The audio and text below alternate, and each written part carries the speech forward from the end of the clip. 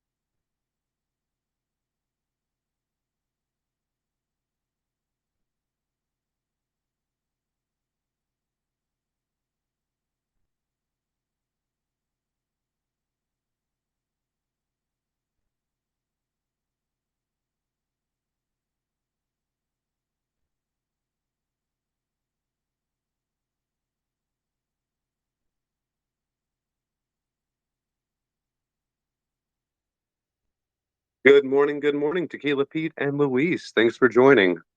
I already threw out our little disclaimers this morning. This is being recorded. We're going to let some people get in here and kind of get this thing started. Sounds good.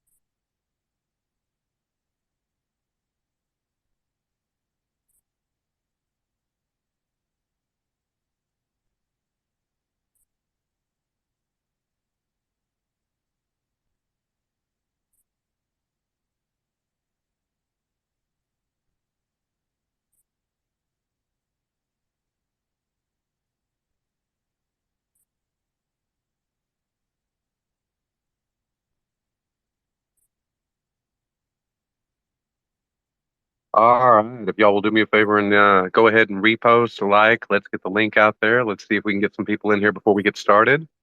Just as a reminder, this is being recorded and nothing up or given here should be taken as financial advice.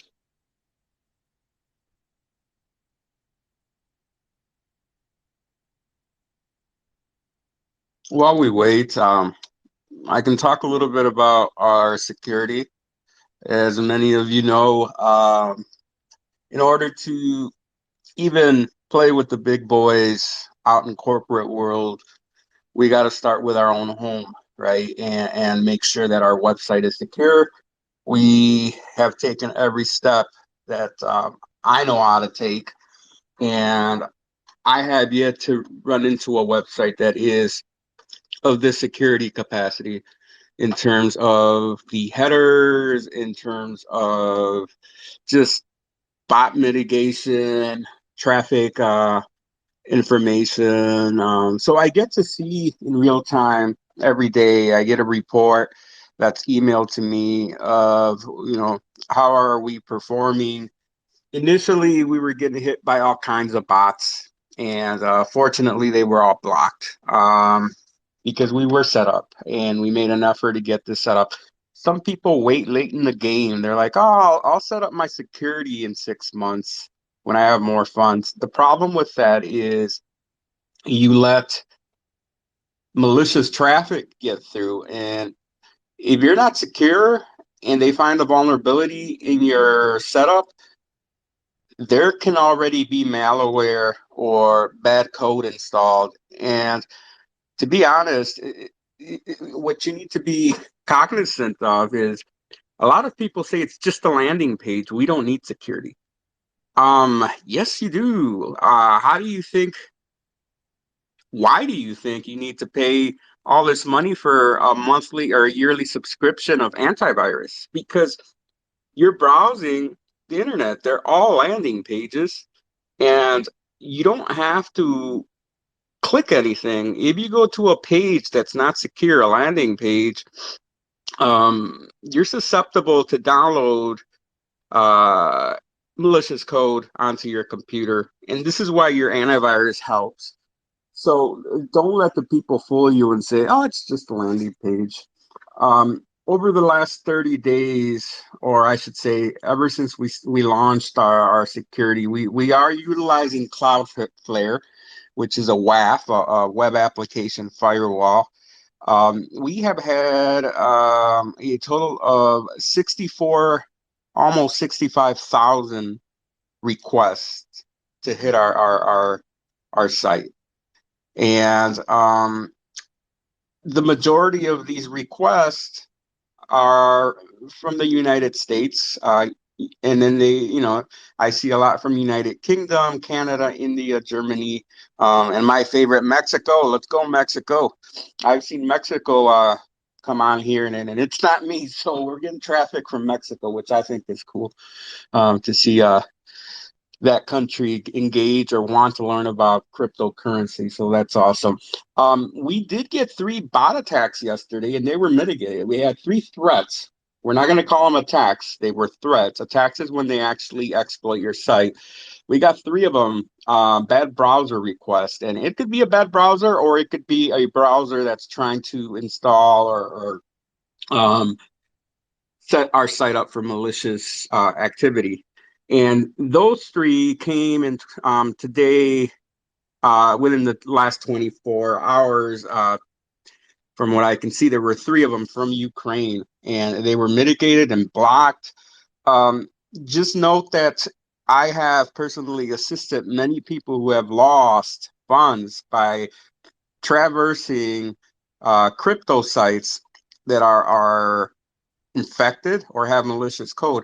What does that look like? Well, when I get a call, they're like, hey, money was stolen. I used this application, or I went to this website. Because that's the first thing I ask. What sites have you visited? And they'll go to like a crypto site and they wouldn't interact. And we have gotten a hold of these people and said, hey, somehow this guy's funds were stolen. He visited your site last. And they've made threats. A lot of these sites aren't from this country, but they make threats to the point where they're giving this person I'm helping his name, his address, and his IP address. Through the IP address, they were able to find out who he is. And they're upset, but they only lost $100. So we're able to figure out that it was a scam or it was malicious code. And unfortunately, we can't recover. He's got to understand he lost, but just wanted to share a little bit about where we stand in terms of our website security. And like I mentioned, I have yet to see a site that is secure.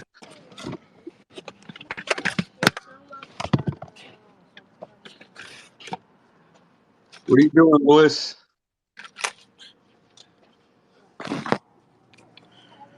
Maybe put yourself on mute, my friend.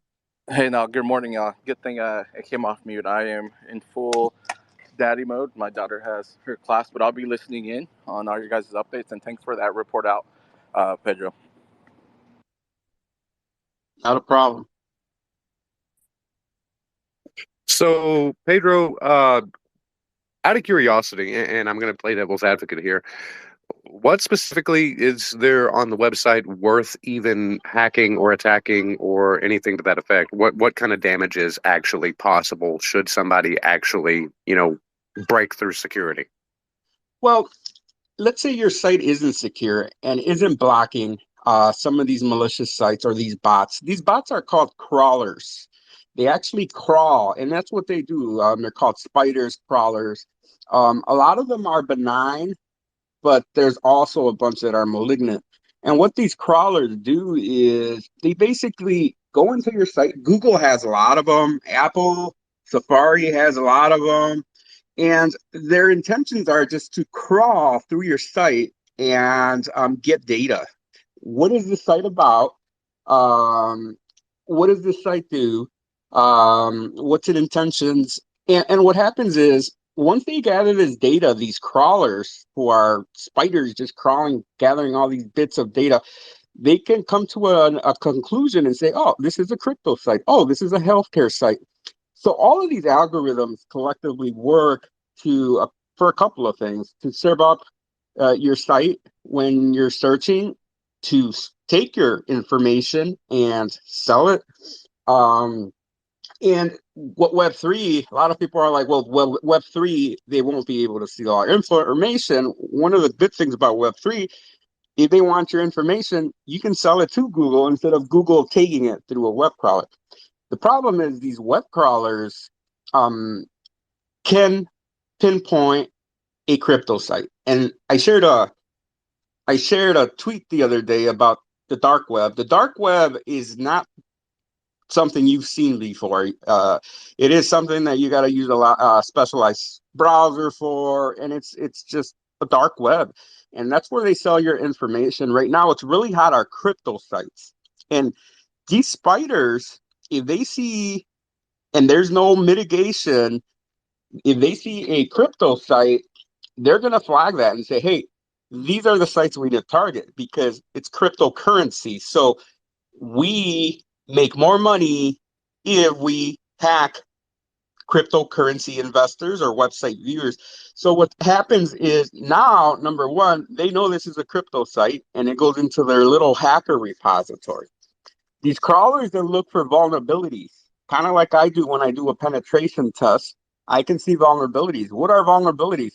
A lot of people, they'll go and purchase a package now on GoDaddy for a website, and then they see Cloudflare. Hey, you can buy $5 more a month, increase, and get Cloudflare. The problem is Cloudflare is very powerful, but it needs to be configured. It is not configured. They give it to you and say, here, you have a WAF, you have a web application firewall now. However, you need to configure it. They don't know what type of traffic you need to let through. They don't know it's a crypto site. They don't know if it's a video site or you're sharing pictures. They don't know. So the firewall needs to be configured by somebody so that this traffic is mitigated. So assuming you don't have your firewall, they know it's a crypto site, and worst case scenario, there's a site out there that does not redirect from HTTP to HTTPS. Basically, what that means is if you're in a site and it's running HTTP, it's not secure. HTTPS is secure. And that's hypertext transfer protocol. That's the protocol that's used. What happens if it's not secured? Everything you do in that site is in plain text, meaning I can put a sniffer on there. Anybody can. You can even get a online sniffer to sniff the traffic that's going through the site. What's very scary is I can capture IP addresses. So if I'm on there and there's a sniffer and my site isn't secure, I can see, oh look, there's 5 people who traverse the site, and I have their IP addresses. If I see Drew's here, I'm gonna pick on him. If he's publicly sharing a site, hey, go to visit this website. The first thing I'm going to say, I wonder if he was in that site recently, and say, oh, one of his IPs are so and so. If we have Mr. Knight on here who is claiming to have 25 ETH or 25 Bitcoin, and he keeps pushing this project, I'm going to put a sniffer on there to capture his IP address. Once I have his IP address or anybody's IP address, and I know they have money, I will target that IP address. I will look for vulnerabilities, and I'll tell you guys all have internet access. This internet access, you're using a firewall, you're using a router, and those firewalls are open. You know, these routers at Time Warner gives you or Spectrum, you need to configure them too. They're semi-configured, but these hardware, they're set up to let your boys or your kids or your daughters play Sony PlayStation, and they have all these ports open by default. So once they have your IP, they can go um, set something up so you can download a payload. They can figure out through your website what you're hitting. They'll find out who your um, internet service provider. They'll see your address. They'll see your name. You just don't believe how much information's out there. So they'll target you and they'll hit you and they'll hit you up and they'll try to install keyloggers, for example. This is software that has been around for many years. A keylogger actually takes every keystroke you enter and then it sends it, uploads it to the hacker. And through algorithms, it can say this is a credit card combination followed by an expiration date, followed by the 3-digit code. So they're so advanced. Right now, what they're targeting are crypto sites. So there's a lot of sites there, and I've seen this. I don't just say it to say it. I've seen these people get hacked and lose their money, and then they get threats. And who wants? Is it worth fighting for $1,000? I mean, who wants that, right?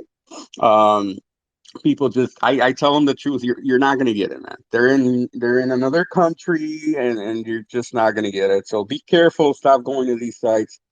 Um, and then the phishing, right? That's very popular as well. If you I've shared videos where I've actually phished actual crypto sites that we have here that I've gone to and said, hey, you need to fix your site. You need to fix your site. Oh, nothing's going to happen. I actually have uh, set their site up for a forgery request, meaning I've copied everything on their site. It looks identical because it is a copy of their site. It's a clone. And they probably have my website.com. I've set it up for my website.io. And I've set it up so every link they click on redirects to my site. If I can do that, imagine what others are doing. You click on that link and it installs a payload on your computer. And then you don't even know. You're like, oh, I clicked on this link. It didn't do nothing. And then you go to the website again, only this time you pick the right website, not the .com or not the .io, the .com, and you're on the right website. And never in your mind do you know that you were just phished. And I'm sorry, you just underwent a forgery request, cross-site forgery request, and you've installed malicious code. So there is so many things, and I see these people on Twitter posting, "Hey, don't use this website; it's not ours. Don't use this website; it's not ours." If you're using that website and you're posting it on Twitter, it's because somebody already exploited you, and it could be a little too late. I can go on and chatter about this, but that's just Well, if you would, Pedro, and don't get me wrong, this is absolutely amazing information to have, especially for anybody that's new to the space. But I'm sitting here thinking in a Web3 space like the one that we're in, and the products that we're trying to develop, the D app specifically, the health passport. If they can do this on a Web3 website or a regular website or even just an e-commerce website, then what can they possibly do if you develop a Web3D app that is surrounding medical information? so with so there's first and foremost, if you're even going to play with healthcare and you have a medical website, first things first, right? They're going to run their pen test. They're going to ask you for a pen test report, and we do that all the time when they're trying to come for research or they're having an application attached to our network infrastructure in the hospital. They want to know. How secure are you? So first things first, penetration tests, just like the ones I do and I speak about. And to me, that's the easy part. I think all cyber sites, all crypto sites should have this level of security. They should, if it's crypto and it's money, it should be replicate the security standards of healthcare or a bank because it's money. So they'll look at that. And then if you have an application, they want to know how this application coexists, how your Web3 and Web2 is coexisting. So they look and they want certain standards to be met. And this is where you have your high trust accreditation, your SOC 2, your ISOs. And these aren't something you earn immediately and subscribe to. This is something that you set your site up for. And through a couple of months, sometimes a year, you're able to prove and get this accreditation and say this site is what it is and it's secure. So when I talk and I share some of these statistics, this is what you need to prove. You know, we got a total of all of these website requests, 64,000. 0 came in. 18 were bot mitigations, benign bot mitigations, and they were not allowed in.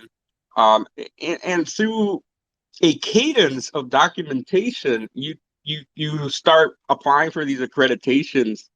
You're doing your due diligence in terms of database integrity, right? If we're going to have a DApp that's talking to the database, what is it, right? Is it AWS? Another thing that these hospitals look for is, are you using the correct backup? A lot of people don't understand how this works. There's storage and then there's medical storage. Medical storage is held to a different standard. They need to have AES 256 security for your stored information, right? That is not in transit. Now, when you talk about, well, okay, it's there. How about when you're going to transfer it somewhere? Then you have to have another set of security requirements, which is TLS 1.2. We're up to TLS 1.3, but it's not widely adapted yet. So if you have 1.1, you will not even talk to our hospital. They'll just kick you out and say, nope, fix that. You will not get any type of accreditation. You have to be at 1.2. And I'll tell you, we are set up. Our site is set up for 1.2. It sees everybody else and it just says, you know what, go away. 1.3, it'll let you through.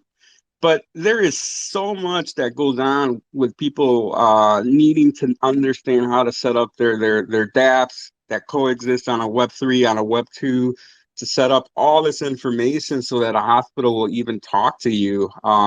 They want to know that they're dealing and you meet their requirements. And every hospital is different. Some hospitals will allow SOC 2, and some will not. Some only allow high trust. Some say high trust or SOC 2. It depends on the hospital system and organization. And I think with our solution, if we build for the most stringent and the most strict, I think we'll be in good shape in terms of security because we're backwards compatible. We have the most strict. We have the most secured. And our investors are protected, right? I see a lot of websites, and I see a lot of crypto websites. I think I even had a contest. If anybody finds a website that has an A plus in terms of their header security, and that's not even the server side, in terms of their header security, if they have an A plus, I offered them $100 for a cryptocurrency site, and nobody can. They found some A's. I mean, if you look at Binance, they have an A. If you look at Coinbase, they have an A. An A plus is hard to achieve, right? We're small. Down the road, we may be using some functionality that will say, well, we're going to have to bring you down an A, not an A plus, because we want to open up these ports to do this. However, we are mitigating this downgrade from A plus to A by introducing two additional security engineers to monitor that side. So there's a lot that can be done and should be done, especially in this space. And when you talk about utility, they're going to want, when we look for VCs and we look for big investors and we're thinking about maybe getting acquired or bought out or by some big ginormous medical outfit like GE Healthcare, or they ask us to work with them, we have to have all of our bases covered. We just do. So that was kind of what I was going to ask next.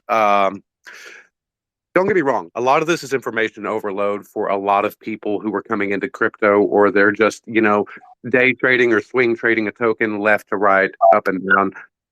And this is all great information to have if you know what the information is.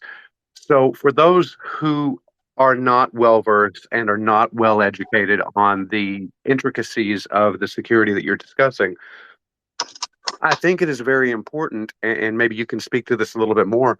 Whenever we reach out to, let's say, venture capitalists or associations that are interested in helping fund the development of this application, or maybe on later down the road, once the application is developed, and we're reaching out to organizations and entities at an industrial level saying, hey, would you be interested in utilizing what we have developed?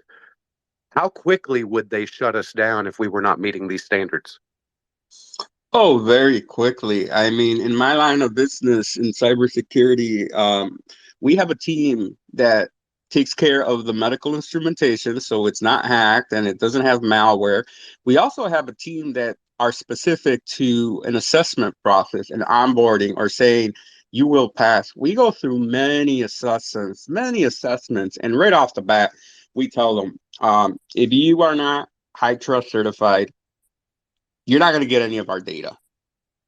If you have SOC 2, we'll give you data if you can prove that you have a path to high trust. Because once again, these don't happen immediately.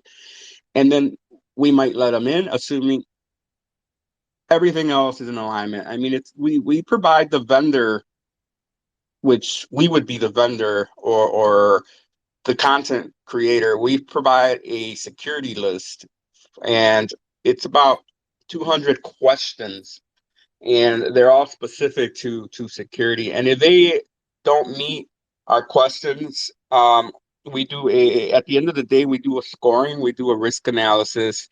And if they don't score and they don't meet our score, we won't allow them in. There are situations where the doctor works with us and they insist, and the department insists, and it has we have to get a waiver because we also have liability insurance for cybersecurity in case we do get hacked or get a ransomware attack. We have security, and we're only allowed a certain amount of these type of exemptions, but you won't get in. I mean, they have their own cybersecurity team to vet and make sure that their information is secure. So it's safe to say that the ability to not only meet these standards, but be able to explain the intricacies of these standards, they're pretty much a requirement for you to play at all in the field. Yeah, yeah. So as a matter of fact, website websites themselves that are and they involve patient information, user information. Not even let's move away from healthcare. It's just user information. They have to meet a standard, and this I've shared this. It's the OWASP standard. And this is basically saying this is just to be on the internet, you got to meet these standards. As you start attaching to other solutions, they get more strict. A lot of people talk about the metaverse. So, with the metaverse, and I've been asked to assist, and I've done my due diligence. That's even worse because within the metaverse, you're working with so many different dApps, and you're working and you have so many different users. You need to mitigate bots. It is a cluster. When you talk about metaverse, you have a very big team of security analysts, security engineers, security directors. They're just sitting there and going through these and vetting out some of these sites that they're going to intertwine with. And sometimes I see people saying we're building a metaverse and they don't have a security person, and I'm like, there is absolutely no way. Healthcare is sharing the same standard with banking, is sharing the same standard with casinos. We have hired cybersecurity people in healthcare that come from banking because they are familiar with the rigor it takes to make sure that the information, the sites, the partnerships, they're all secure. You just have to be secure. Otherwise, they will not even look at you. Absolutely, and that makes perfect sense. We're going to kind of branch off real quick and start in a different direction. It is associated, it is connected, but I think some people have been probably desperately waiting on updates in regards to the NAVRAS token. And, how does this interact with or have anything to do with what we're developing? Well, obviously, first and foremost, and this is pretty common knowledge, that the taxes, the 3% buy and 3% sell tax, go to fund not only this startup, NAVRAS Tech, as a company, they also go to help with the initiation of development of the DApp in question, the medical payment rail.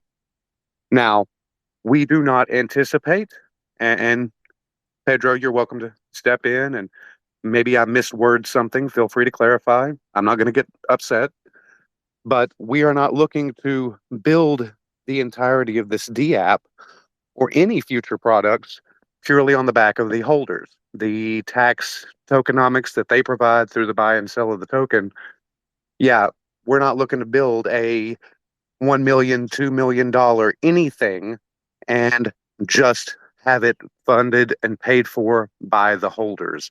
It's not economically viable. It's not feasible. It just can't be done. I mean, unless you're running probably what, 10 million market cap daily, it's not feasible.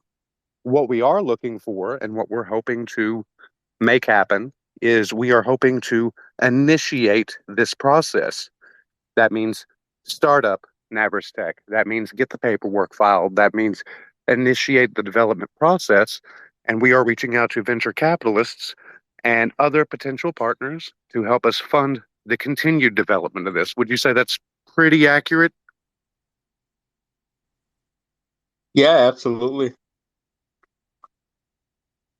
So the big question, and this has been brought up more than once, and admittedly, perhaps we have put the cart before the horse on this. So we're going back and we are elaborating and trying to better construct our conversation here is, okay, we developed this DApp.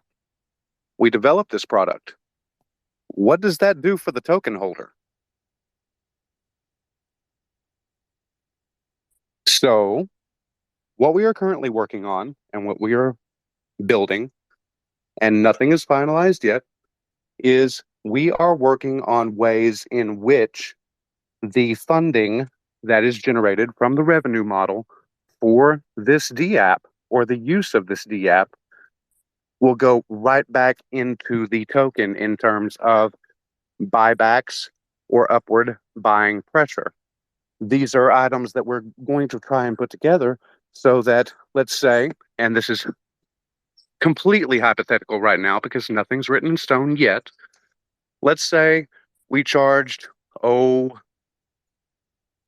maybe a $2,000 per year subscription for you to use this DApp. Now, we can do that, and that is purely in fiat. In tandem with that, we can make the DApp available to individuals who have wallets that are holding a number of, let's say, $500 worth of NAVRAS token. What this means is, for those who are not familiar with or savvy in cryptocurrency, they can purchase it using a credit card or some other option, possibly PayPal. And for those of you who are very familiar with the crypto space, have been trading for a while, you can simply, purchase a select number of NAVRAS tokens and hold it in your wallet to gain access to the DApp's features. Now, as I said, this is not finalized, but this is the model that we're leaning towards. We are still working out the intricacies of it, and we are going to be putting that together with other features that we are currently working on, including staking, so that, maybe you're in a very budgeted household where you cannot put together the money necessary to buy the required amount. In this case, we're using the integer of $500 worth of NAVRAS tokens, but maybe you can put together $100 a month. Maybe you can stake those tokens, and maybe you can earn through the staking of those tokens an APR or an ROI that will allow you to procure those tokens faster. This is one way in which we are trying to make sure that any product that we try to put out there and deliver to the public is going to be benefiting our holders as well.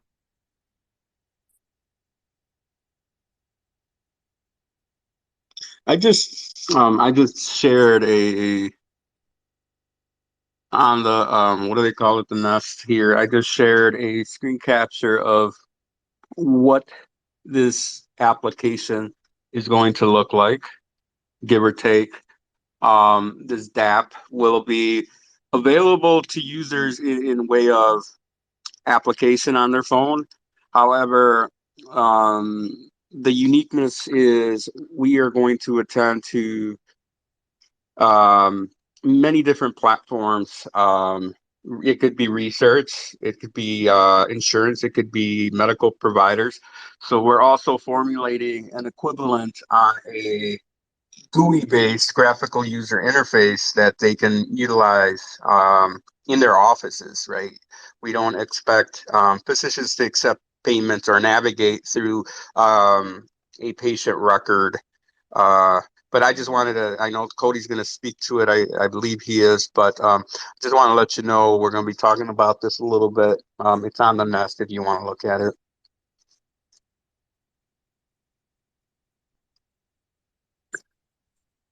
Could you explain to us a little bit more, because this has kind of been your baby. I would like for you to explain to us a little bit more, and I pinned it up in the space for anybody who hasn't seen it. Tell me exactly what we're looking at.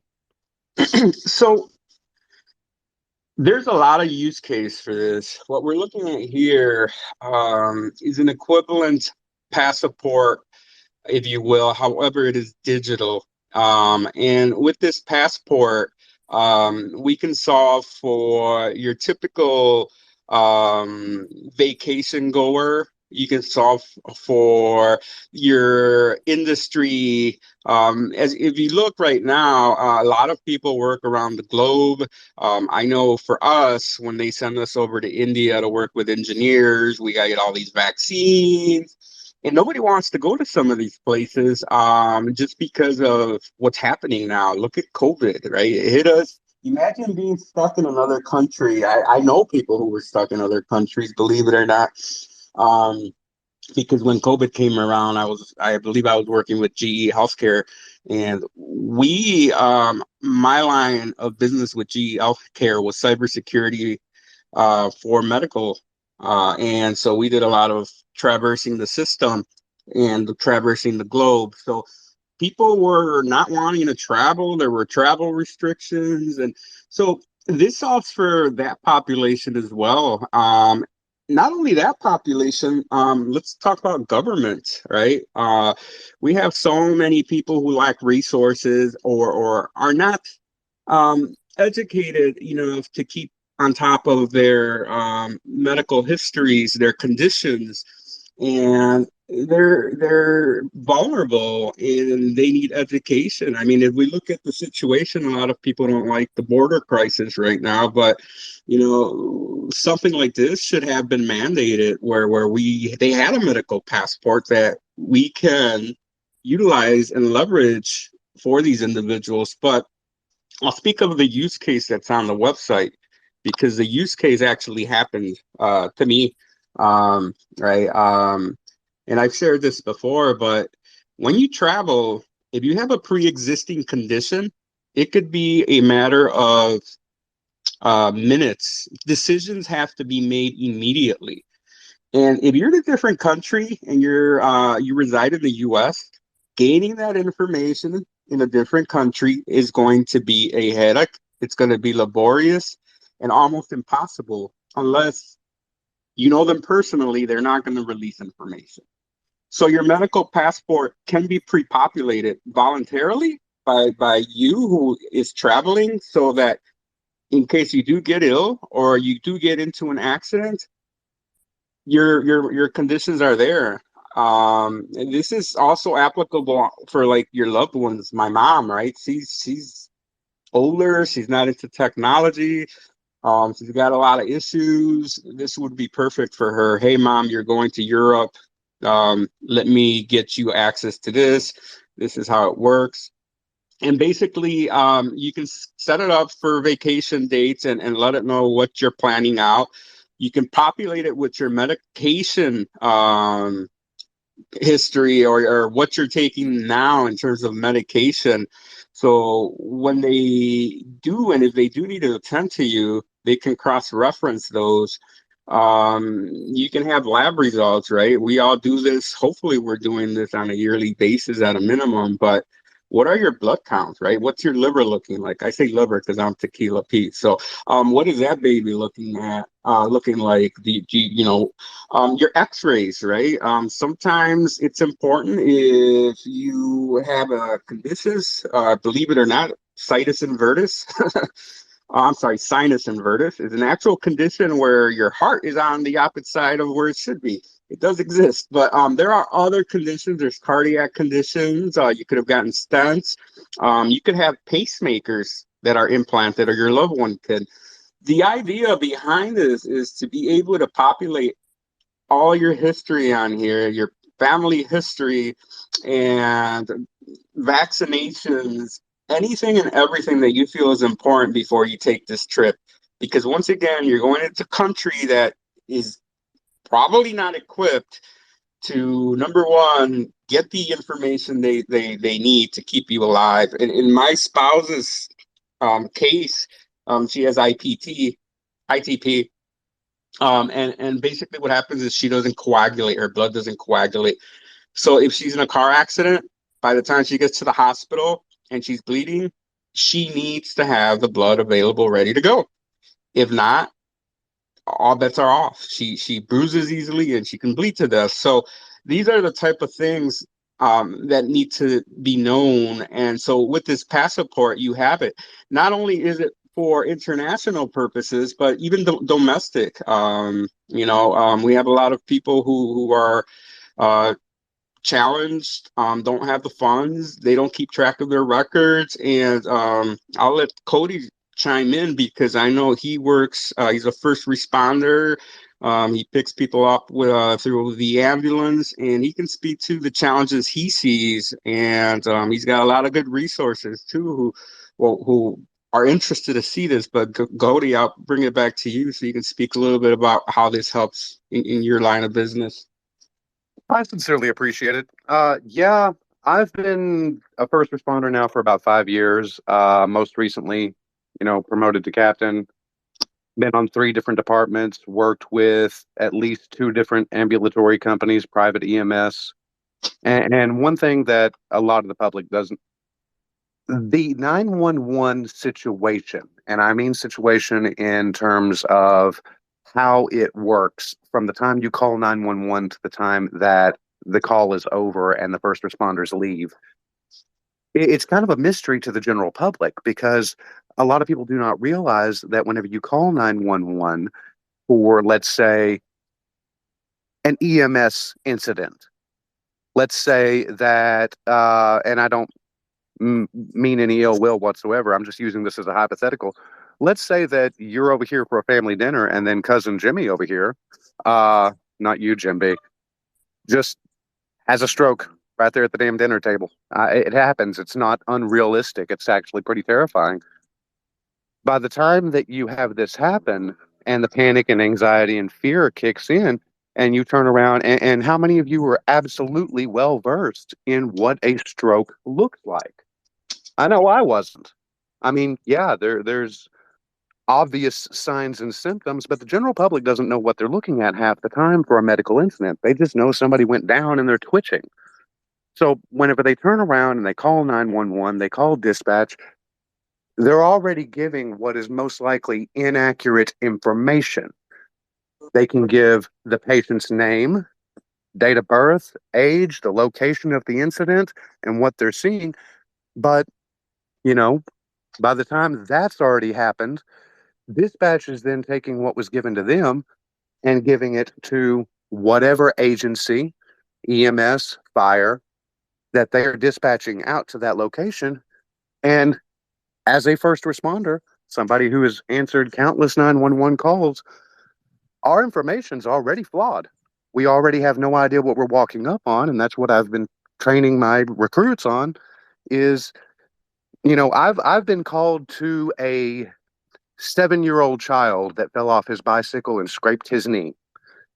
And whenever I've arrived on scene, it was a 7-year-old child that may lose his leg because he was out on an ATV unsupervised and it's rolled over on him. And we're trying to, control bleeding. We're trying to get a landing zone set up because our nearest trauma center is over an hour away. And by the time that you get out there, you're already behind the 8 ball. Imagine if it's a CPR situation. Imagine if it's something far more complex. Now, if we had access to, if dispatch had access to an individual's medical history, accurate, immutable, non-tamperable information, we would be able to do so much more on scene because we already know what we're walking up on. We already know what the patient's history is. We already know what medications they've been on. This is vital information that helps us do better by the patient. And if we're improving patient care before they get to the hospital, then the hospital is already set up so much better than we are that they can take that information and do so much more with it. We're only allowed to do so much out in the field. I mean, case in point, most people don't realize stab wounds, a penetration wound, we can't remove that. We've had people that have, a domestic incident happens. Somebody got stabbed in the neck. The knife was still in the neck. Our main concern is maintaining the airway and making sure that they don't bleed out, but we can't move that. Meanwhile, there's a hematoma forming underneath the skin, and all that blood's got to go somewhere. I'm going to pause real quick. Drew had a question. Yeah, let me get you set up. What do you got, Drew?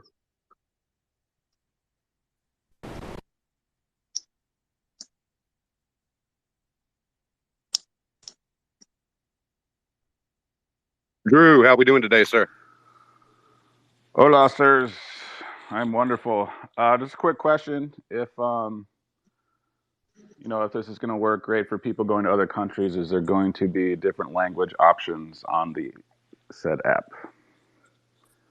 Yeah, there has to be. And so Coach just spoke about just domestic in the U.S., the challenges he has.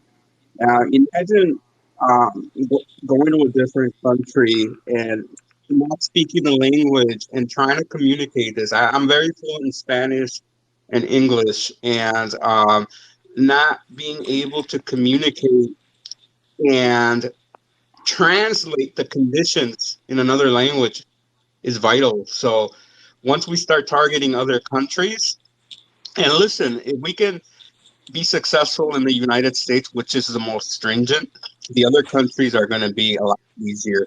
But yes, to answer your question, it will be translatable in other countries for sure. I know my son, he went, and that kid is crazy. He just turned 21 yesterday, actually. And he goes on vacation. He went through, with college, he would go through spring break. And I'm like, holy shit, this guy, he's young, he's careless, but something like this to populate and pay for a subscription for your children who are in college and are crazy, is good, especially if they're going to other countries. There's a question here. Who can populate the passport and who checks that information to see if it's true? Example medication. So basically, the information will be vetted. It does have to come as part of a physician summary, or it has to come in a way that can be certified. That's a very good question because we don't want people to make something up, right, and say this is what I'm up against. So we are asking and we do have people on our staff that are going to be well versed in this. So there's going to be something that I like to call it's a formula. It's called a data ingestion process. We're going to get data, and it's going to be ingested into our DAP. Well, is that going to be concrete? Well, there needs to be data normalization because it could be a physician summary, right? When you go and get a summary, it could be previous records. It could be records from a website in terms of a federal website in terms of vaccinations. At the end of the day, we're going to create a validated set. This validated set will then be good for presentation. So it's data ingestion, data normalization, and a data validated set. Once that is concrete, we're going to set it so it's on the blockchain. We've mentioned Hedera because once again, Hedera moves data around using TLS 1.2 for data in transit. And then it'll be secured, it'll be immutable, meaning they can't go back and change it. That's the beauty of blockchain. This is why healthcare wants people to solve for these things, right? And so we're going in this way. So the data will be populated. We'll set it up to populate also by the healthcare physician provider if down the road as well, once we're ready for that. And it could be there's so many things we are going to be doing. We're going to be doing research as well, right? Some of this data, some research companies want to have some of this data or understand, right? Can the patient or the user being reimbursed? If we work with the government, hey government, there's people who are at poverty or they don't know what they don't have. They don't keep track, and they don't have insurance. This will set you up so you have that information. Ambulances have this information in case there's an urgency. So there's going to be so many ways of getting this data ingestion and then getting it normalized so that we can have, once again, that data validated presentation state. I hope that helps. So on the subject real quick of ingesting data into the information or into the app or providing the medical records necessary, I feel like it's very important to note a lot of people who have seen ambulance crews in action. They may have seen the what looks like a laptop type device there in their cab of the ambulance that is actually operating on a CAD system that comes directly from dispatch. This is a location where they can utilize the information from the DApp or Web3 system that we're trying to build.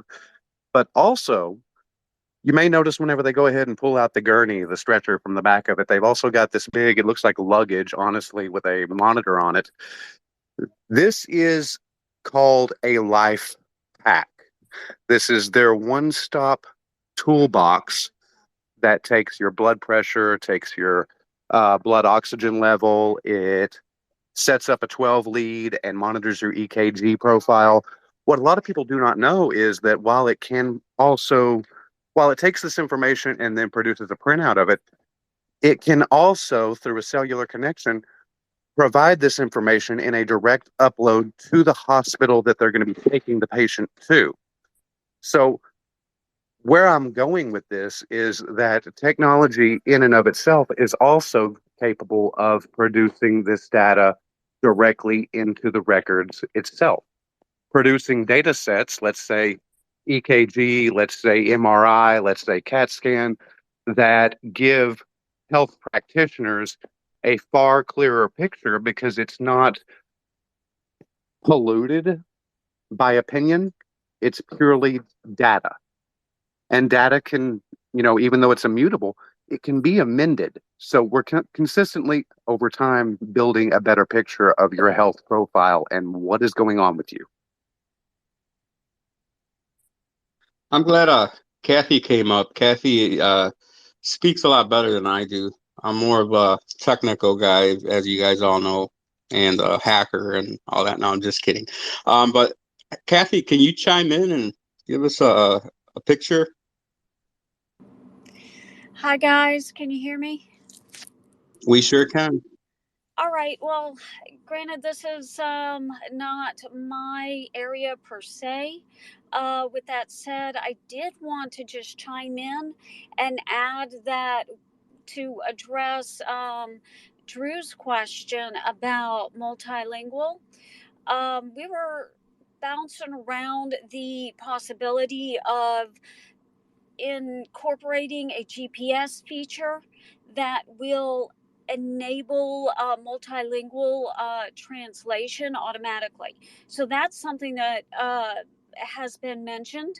And granted, I know it's in the process of development. These are things that we are talking about and trying to solve for. So that is something that we are looking to address through a GPS feature. And you can correct me if I'm wrong, Tequila Pete or Cody.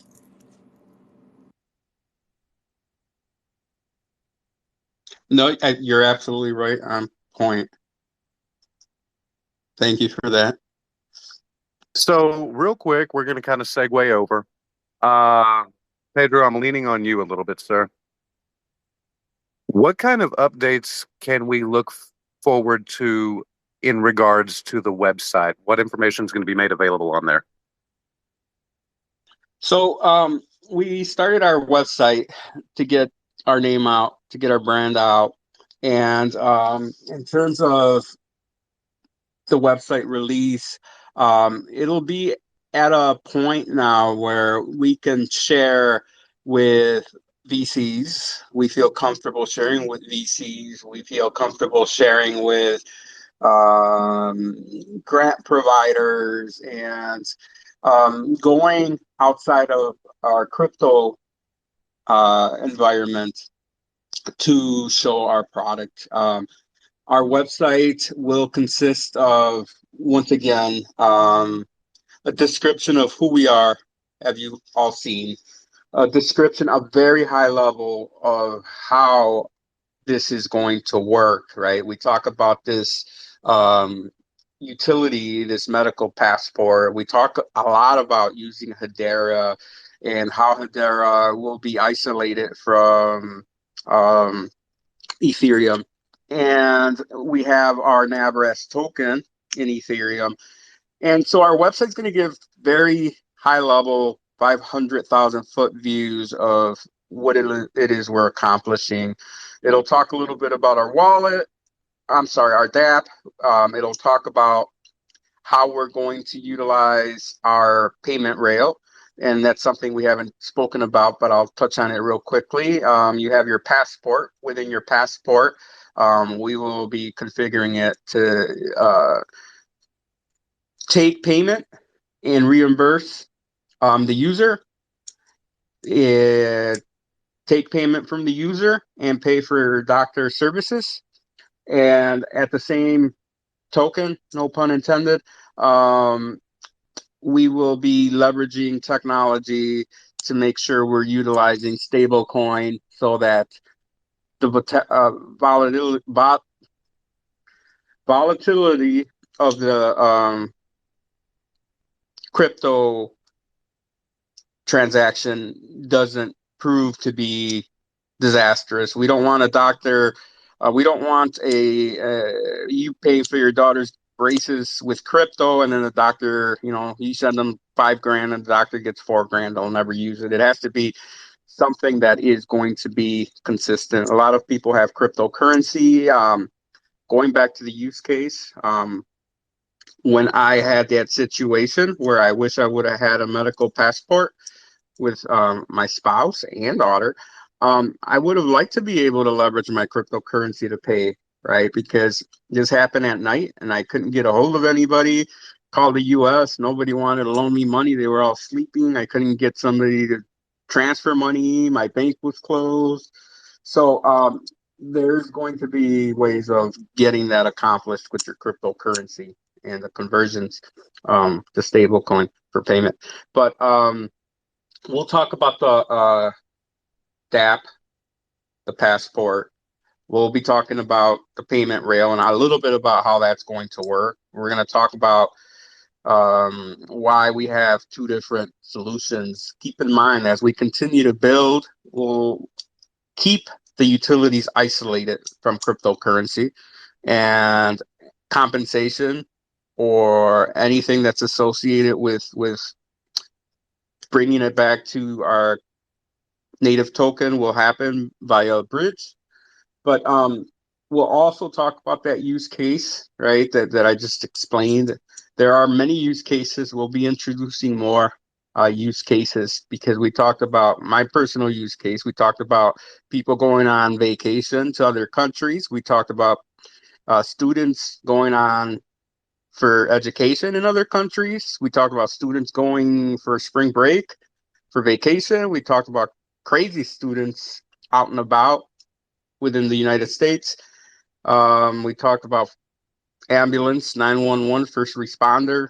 We talked about those less fortunate who don't have means of storing their information and at any moment can be picked up by 911 and need to be able to share this information. We talked about government as well for that, and also, you know, can we leverage this in a future case where we have visitors from different countries coming and hitting us up and not having their information. I know when I used to travel to Mexico, to travel back into the United States for COVID, we would have to fill out a questionnaire. We would have to prove that we had a vaccine that took place prior to even flying. So there's just so much that can be done with this. We're going to come up with all kinds of use cases, but our website will talk about one. Our website will talk an introduction of who we are, our profiles, our history. Once again, we're not claiming to be something we're not. We do have experience in these fields, and you'll get to meet everybody there, and they all come from a certain background. And once again, I'm of the mindset that if you're going to build a real solution, you can't have a jack of all trades. That's not going to be successful. And we need to know who the team is building the utility. We need to know where they come from, what their experience is.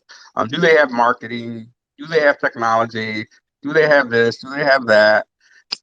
In order for your product to be successful. So stay tuned. It's going to release. Please share it. The more we share, the more we can get eyes. I know we're still working on a board for our utility, meaning we're looking to bring in hopefully some physicians to sit on the board and just help them guide us. We'll be their ears and their eyes, but a board of directors of some sort we're working out. But do take a look at the website.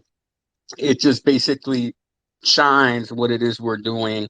And DeFi Drew has a question. Mr. Drew.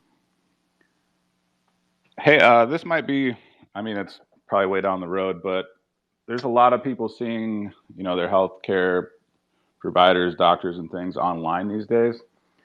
It seems like it could be really useful if this provided, if someone's in a different country or wherever and they need to ask, they have this data, but they also need to ask the person's doctor a question. It seems like there could be a pretty cool integration there with some of these other online apps that are out there these days where that could be a shared value there. So just thinking about that. Yeah, absolutely. We've thought of a lot of, I mean, this is just the tip of the iceberg, the introduction. There are so many things. I mean, you can even incorporate an AI solution, right? But you're right.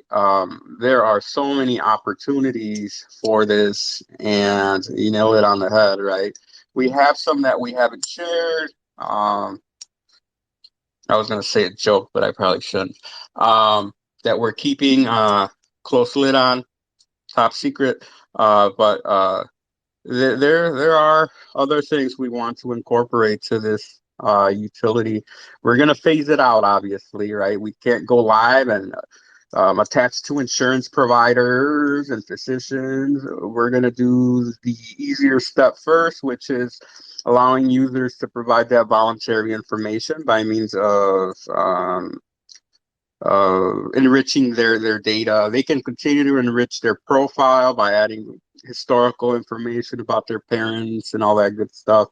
But we're going to start there, and then once we prove that, we're going to move in that other direction of getting other entities involved. That doesn't mean we're not doing that now. Luis is very busy talking to people who provide grants, sharing everything we've talked about. This isn't something this is something that I've been working on my own time. This is something that we have collectively enriched and solved for. We have the topologies, we have the schematics. You hear a lot of people sharing ideas that they don't have anything to fall back on and say, this is what we're building. We're not keeping it secret. We have, once again, and if you're techie, and you follow the diagram, so you can kind of see how this is going to function. We obviously don't want to go overload on that just because it's complex. It's chatter, right? But the end result is going to be on the website. Any other questions? I'd just like to say, as an investor, that this is the most real world business like crypto I've ever been a part of. It's not hyped yet. It's not a bunch of wishes and dreams. This is very real. So I'm very happy. It's organic. To be a part of it, dude. I'm very happy to be a part of this. Like this, it's not the usual crypto product. This is very cool and very tangible, and I can see how it works, and we'll connect to a lot of things. So this is awesome. I sincerely appreciate it, Drew. And here's the thing. It's one of those things where we genuinely want to go out there and sing praises and jump up and down and shout to the heavens, because absolutely, we're if you cannot tell, we are very passionate about this. We're very excited by what we're producing. But until we have the details up on the website, until we can explain exactly how this works and carry everybody from A to Z, and that way they can see, it's frustrating, to say the least, whenever you can turn around and go, hey, we want you to buy this token. Your token is going to help fund this. Okay, well, cool. What is this? Well, it's this. Well, can you tell me more about it? Later, soon. So we're taking a very different approach with this, and we're wanting to make sure that we explain in detail exactly what it is that we are wanting to build, how it's going to apply to the real world, what steps there are, what the necessary requirements are for us to get funding, for us to get integration, for us to get, like we say on the website and on the socials, we're pushing this towards mass adoption of decentralized finance and Web3. And in order to do that, we have to be able to be taken seriously by the institutions that already exist out there. So I sincerely appreciate it, Drew. Thank y'all for coming through, showing your support, lending an ear, hanging out with us on Telegram. Pedro, Kathy, do either one of you have any more? No, just wanted to reiterate that we are working with real physicians who want to be part of our board to get this moving and get that support. I mean, most of us do work in healthcare, and we want to go out and say, hey, look, this is what we're working on. We're not, you see other cryptocurrencies, there is no protocol for paying themselves. They just paying themselves big bucks. They're buying Lamborghinis, watches, helicopters. We're not doing that. We are running a business. In the event we ever get audited, we want to provide our wages and say, hey, these are our wages. We're not price gouging. We're paying us the industry standard based on our productivity and what the wages pay for this position. We're picking a fraction. We're obviously not doing this full time yet. Well, I guess some of us are because we're on this. We've been pounding away, but I just want you guys to know that we're not doing what other cryptocurrencies are doing. And we will have QBRs, quarterly business reviews. We are not hiding anything, and we need to do this. We need to be transparent if we want to play in the real world, and we want to build a real solution. I've seen, I in my backyard, Epic, right? EHR, right? They're Cerner, but in my backyard, Epic, they started small, and I used to laugh at them. And it's like, shit, I'd be a millionaire if I would have invested in Epic. Now they're the biggest EHR around, and I've seen other companies go through this, and they get bought out, and merge technologies, for example. But in the end, I just want to point out one more thing. If you look at the application at the medical passport at our DAP, it'll have a viewer. I don't know if you guys are familiar. It'll have a DICOM viewer. So if you have a cardiac exam or anything that needs to be viewed in motion that relates to diagnostic imaging in a different country, they're not going to have that technology, but our app will have a viewer on there to allow you to view x-rays, to allow you to view cine runs, for example, for cardiology.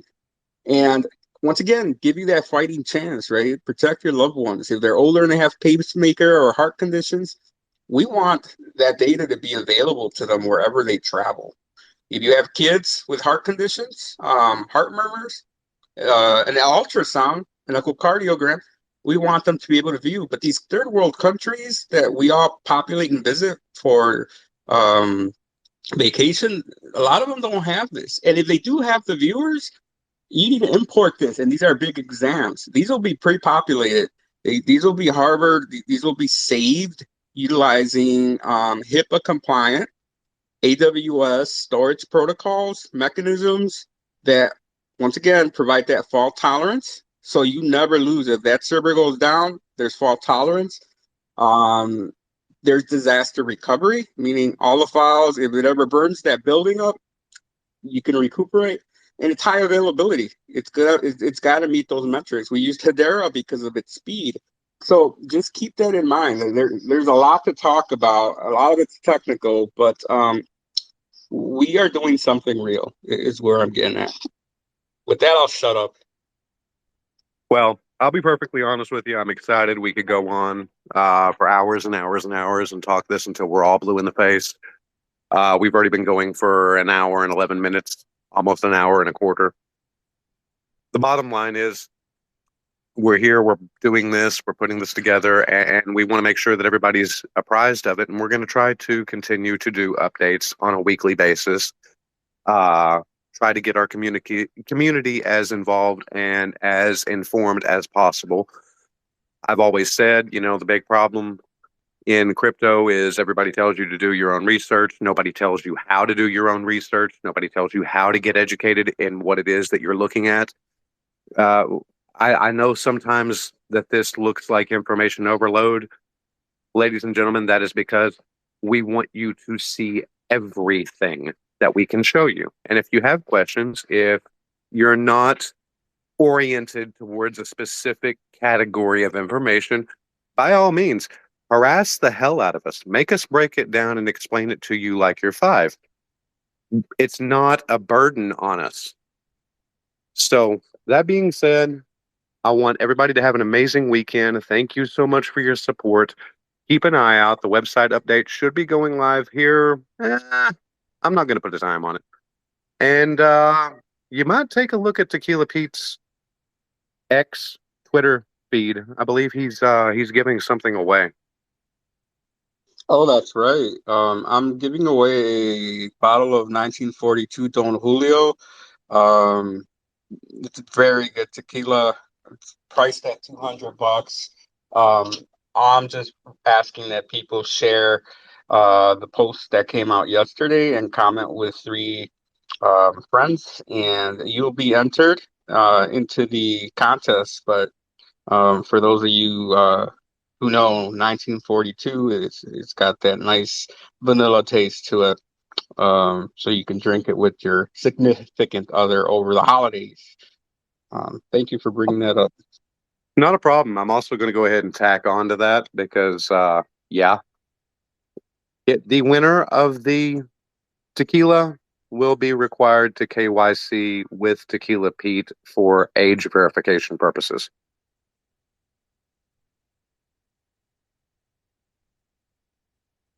Oh yeah, that's right. In the United States, you got to be 21 to drink. That's right. And we are not in the habit of producing alcohol to minors. That being said, if you are a minor, there is an alternative. I believe it's an ETH option. Yes. Mm-hmm. It's the equivalent, which is about $200 each option. Awesome. So I'm going to go ahead and close this out. Thank you all very, very much. We love you. Feel free to hit us up on Telegram or Discord if you ever have questions. Someone's pretty much always around. Have a great weekend, everybody. Yep. Thank you, everyone. Have a great weekend. Bye.